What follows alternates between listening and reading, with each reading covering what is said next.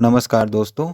Market बंद हुआ और लास्ट मोमेंट में बैंक निफ्टी में एक अच्छी खासी 500 पॉइंट की के आसपास की रैली देखने को मिली है। आधे घंटे में मार्केट में एक जंप देखने को मिला है। हो सकता है ये एक्सपायरी का दिन था, इसलिए मार्केट में शॉर्ट कवरिंग आ सकती है।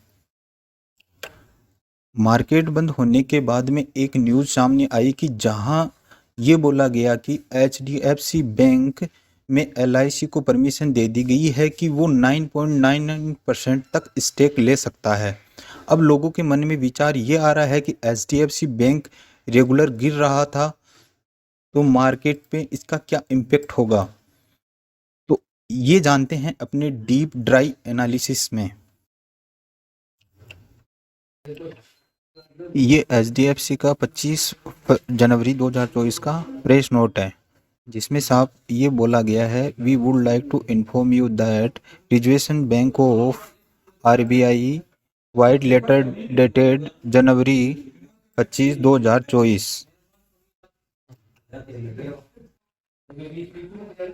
Life insurance corporate of India LIC has accorded it approval for LIC for acquiring aggregate holding up to 9.99%।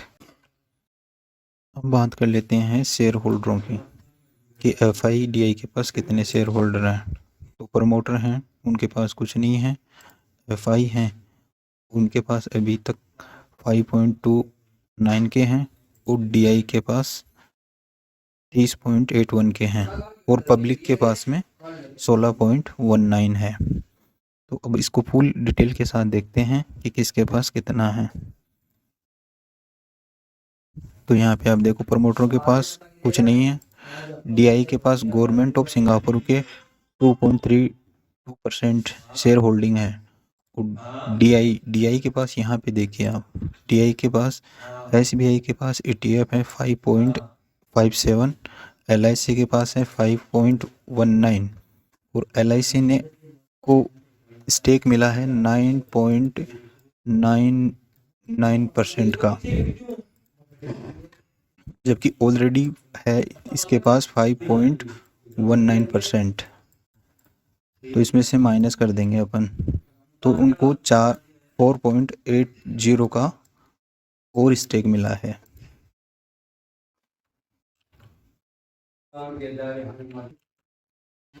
जबकि पब्लिक के पास में टोटल है 16.19%।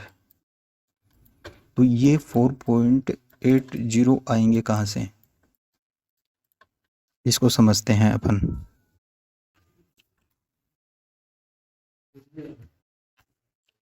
अब अगर LIC को हिस्सेदारी लेनी है तो पब्लिक स्टेक को नीचे लाना पड़ेगा।